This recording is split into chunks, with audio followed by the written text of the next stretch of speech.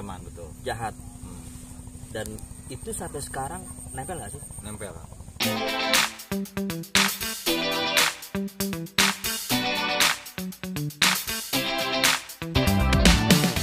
Halo, ketemu lagi bareng saya Udin Petot. Kali ini kita bakal ngobrol-ngobrol sesuatu yang apa ya? Lagi-lagi sesuatu yang berbeda daripada umumnya. Kita bakal ngobrolin tentang lika-liku manusia yang complicated, yang belum ada. Di samping saya udah ada manusia ya. Iya. Ada Kang Dik, apa kabar? Alhamdulillah sehat. Sehat ya. Kalau belum tahu Kang Dik nih sempat lama di Preman Bensin juga. Betul. Terus banyak lah gitu kan. Tapi kita nggak pengen ngebahas yang itunya. Kita pengen bahas tentang sisi lain dari Kang Dik. Betul. Boleh. Itu ya? Boleh. Kenapa dipanggil Dik? Dik itu kalau bahasa Indonesia Dik itu gini, gatel-gatel. Oh. Dik baik gitu ya. Oh, gatel ya. Gatel. Oh. Kalau Dik itu dari sananya ketika pernah pensiun sebenarnya nama itu bukan nama asli. Nama asli siapa? Andra Manihot. Namanya keren loh, Andra. Manihot itu kayaknya bukan nama Bandung deh. Bukan, itu sebenarnya nama panggung juga dulu sebelum di perfilman saya sering manggung. Nama panggung Manihot itu Sampu Singkong. Oh, berarti bukan nama asli dong, bukan. Nama asli Andra ya. Cuma karena udah ada yang tentang duluan, Andra the Backbone. Saya mengalah. Dik. Kang Dik. Ya. Apa ya? Siapa yang tahu dong sisi lain dari Kang Dik nih selain pemain sinetron, kreator juga gitu kan. Hal-hal yang bakalan kita tanya adalah sesuatu yang berbeda. Misalnya kalau orang ngelihat tuh sekarang tuh, wah Kang Dik sekarang udah seperti itu. Dia nggak tahu dulunya seperti apa. Dia nggak tahu pertamanya gimana. Sekarang? Besok kan? Oh. Oke. Jadi gini Kang, Udin Petot ya. Udin Petot saya pengen ganti nama menjadi Jajang Bedog. Jadi dulu saya sebenarnya tuh pernah ngalamin nganggur. Jadi kenapa saya bisa syuting di sinetron? Karena awalnya nganggur. Pasti nganggur. Kalau nggak nganggur mungkin nggak lari ke sana. Nggak bakal lah. Misalnya kalau saya lagi kerja nggak bakal mungkin saya ke sana. Gitu. Jadi nganggur saya waktu itu di studio rekaman. Jadi saya pernah ngalamin makan mie, miringnya instan, diremes-remes, direndam pakai air dispenser. Saking nggak ada makanannya. Ngerebusnya gitu. Ngerebusnya nggak pakai api, pakai air dispenser seperti itu. Sedih ya. Iya sih sedih. Saya juga sedih. Tapi tau nggak justru itu adalah hal manis yang kita bayangin sekarang ketika kita sekarang udah berada di posisi ini. Betul. Ya nggak sih? Betul. Jadi kita ngerasain enak banget nih sekarang karena dulunya pernah susah. Benar. Tapi kalau dulunya nggak pernah susah, nggak bakalan manis. Nggak bakalan manis. Nggak ada pembanding soalnya. Nggak ada pembanding. Betul. Eta. Betul. Nah, sosok Kang Dik tadi kan di Preman Pensiun. Itu apapun image-nya adalah preman betul, jahat. Dan itu sampai sekarang nempel nggak sih? Nempel banget.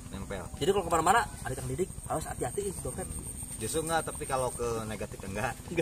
Ada pasti Kang, ketika saya bayar parkir nggak ada yang mau bayar gitu, nggak nerima. Karena masa preman bayar. Oh iya. Bener, pengalaman gini Kang.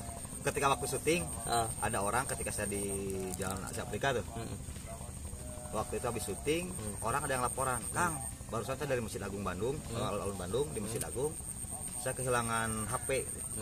Terus saya tanya, terus ya siapa tahu anak buah Akang. Itu kejadian waktu saya syuting. Disangkanya saya benar-benar preman di situ gitu. Kejadian. Tapi apapun yang gini, sebenarnya manusia nggak ada yang jahat sebenarnya. Sebenarnya ya, cuman karena keadaan mungkin ketika susah, ketika ini pernah nggak sih melakukan hal yang maksudnya di luar jangkauan kita sendiri, kita nggak pernah nyadarin sekarang gitu. Misalnya kita lagi susah atau lagi apa, tiba-tiba melakukan suatu hal yang mungkin kalau sekarang gila aja gue dulu bisa gitu. Paling yang kalau ngerugiin orang yang dengan kekerasan nggak pernah. Cuman paling ya kalau keadaan kepepet, minjem uang. Pinjam uang Susah bayar. Ini clickbaitnya nih. Dik-dik preman pensiun pinjam duit nggak bayar. Tapi udah beres sekarang gitu dulu. Udah beres. Karena keadaan saya kan kemarin waktu lockdown juga jual beli kan. Jual kamera, beli beras. Tahu kan? Jadi misalnya gini, buat kalian yang selalu nyangka bahwa kehidupan artis itu selalu mewah gitu. Mewah. Ada yang lebih enggak juga. Enggak juga. Kita jalan aja, yang penting kita jadi banyak silaturahmi, banyak saudara. Maksudnya gitu kan. Sekarang nih Kang, artinya di TV udah jarang kan. Ya. Sekarang terjun ke YouTube. YouTube. Suka dukanya tantangan sih sebenarnya. Kalau suka duka pasti ada ya. Pasti ada dimanapun. Kadang-kadang yang susah tuh nge-manage diri kita tuh yang berat. Dalam artian ketika kita harusnya terus berkonten, ada namanya manusia tuh kadang-kadang turun semangat kita. Itu yang harus kita dukanya situ tuh. Mood ya. Nah, kalau moodnya hilang itu yang paling susah, harus membangunnya seperti apa. Karena emang gimana ya, seniman sih ya. Tuh. Karena gitu. Hampir semua seniman ngalamin seperti itu ya. Ngalamin seperti itu. Mood tuh emang harus dijaga banget. Cuman kalau kita di industri nggak bisa main mood. Nggak bisa ya. Harus wajib. Nah, untung di YouTube kita sendiri bosnya. Bebas kan. Benar. Ntar gitu kan, bangun ntar siang jam 1 siang gitu kan. Bebas. Mau ngapain aja. Itu bener kan. Tapi sebelum saya syuting Preman Pensiun, sebelum saya di studio itu saya ngalamin Kang namanya kehidupan di jalan. Kehidupan di jalan. Kehidupan di jalan. Nih di jalan nih. Ini yang orang belum tahu, eksklusif di channel Rich People, Kang Didik menceritakan gimana dia sebelum jadi artis, sebelum jadi ini, kehidupan di jalan. Jalan tuh dalam arti bukan berarti hidup di jalan yang seperti apa. Kita dengar aja deh. Jadi gini, buat semuanya, di jalan itu maksudnya ngalamin ketika saya ditodong, saya ngamen di bis di Jakarta. Di Bandung saya pernah ngamen juga di depan Planet Dago. Itu bersama teman-teman yang lain, angkot ke angkot tiap lampu merah saya ngamen, dapat misalnya 2.000. Saya alamin pernah. Terus kalau di Jakarta dari bis Tanah Abang jurusan Kampung Melayu naik bis 916, boleh dicek itu ada. Itu saya setiap hari saya ngamen di situ bolak-balik. Itu kan gini Kang, aku nggak tahu ya seperti apa. Artinya di setiap terminal itu selalu ada dalam tanda kutip penguasanya, kayak preman lah. Ya kan, misalnya di parkiran itu ada penguasanya. Kayak pengamen pun seperti itu. Ya. Ada penguasanya. Ada. Dan itu paling nggak kalau misalnya orang luar masuk ke situ, lo harus bayar, kalau nggak gua hajar. Ya.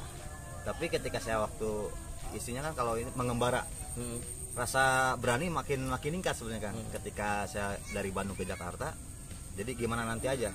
Kalau urusan dengan perut, kalau misalnya ada orang pun yang mau ini saya hadapin, bisa dengan baik-baik. Kalau orang kasar ya kita kasarin lagi.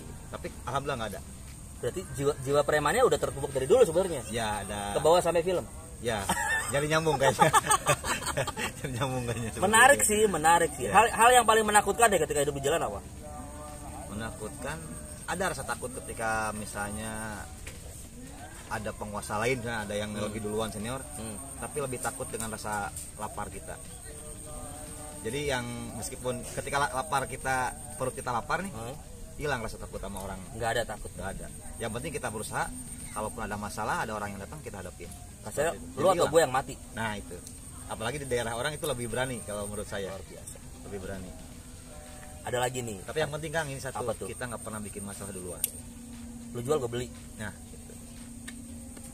Hal yang paling jahat pernah dilakuin. Jahat. Siapa manusia pernah sih? Mungkin ya. Kalau jahat, premanisme sebenarnya enggak sih, nggak pernah alhamdulillah gitu. Karena meskipun saya waktu hidup di jalan masih memikirkan orang lain gitu. Kalau saya seperti itu, tapi nggak pernah ngerugiin gitu.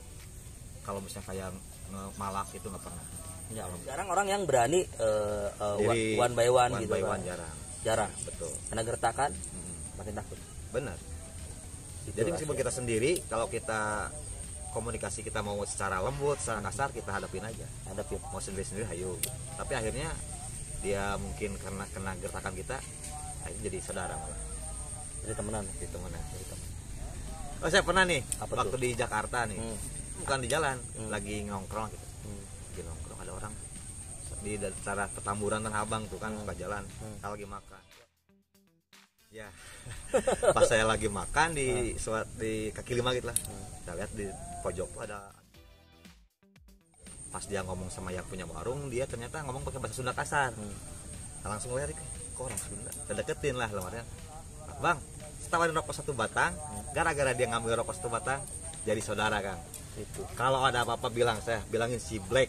Itu waktu itu karena dia tuh kerjanya japrem ini orang-orang yang di Geria yang jualan kain itu, dia palakin.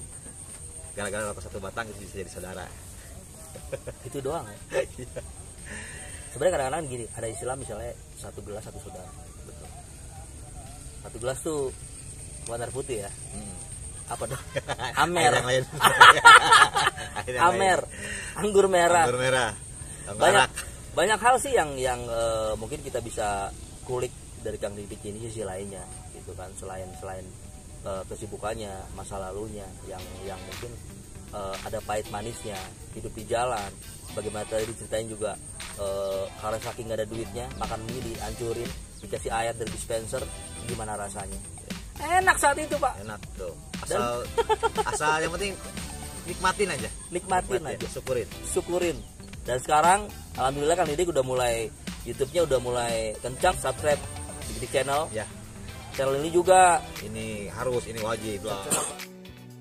Subscribe malu-maluin. Channel baru. Ini terakhir Kang. Hal terakhir yang pengen buat teman-teman, buat people yang ngerasa sekarang baru masuk ke YouTube, terus pengen terjun ke dunia entertainment ataupun yang hidup di jalan. Karena kan Kang Didik punya 3 sisi nih. Pernah jadi hidup di jalan, jadi artis masih jalanin, sekarang jadi YouTuber. Tiga-tiganya buat kalian yang baru mau nyemplung, dengerin dulu deh. Intinya semuanya itu dijalani dengan dinikmati lah. Jadi jangan pernah mengeluh. Jadi kalau kalian pengen jadi YouTuber sebanyak ngeluh, mendingan jangan deh. Nggak usah ya. Nggak usah. Apalagi kalau pikirnya duit. Nah itu, jalanin aja, langsung aja action. Nanti masalah uang itu ngikutin. Dimanapun, maupun jadi karyawan maupun jadi pengusaha pun jalanin. Jangan mikirin hasil dulu. Itu aja. Karena apa? Saya pun ketika jadi pemain sinetron pun nggak terbesit sebelumnya. Nggak pernah mikir saya pernah mau jadi ini, nggak pernah. Jadi ketika kamu menjadi YouTuber, jalanin aja. Nanti ada waktunya kalian bisa penghasilan atau monetisnya itu meningkat, itu ada pasti ada. Seiring waktu berjalan. Yang penting konsisten. Betul itu. Ya. Kalau baru sebulan udah gajinya mana? Nah, mati aja lu. benar.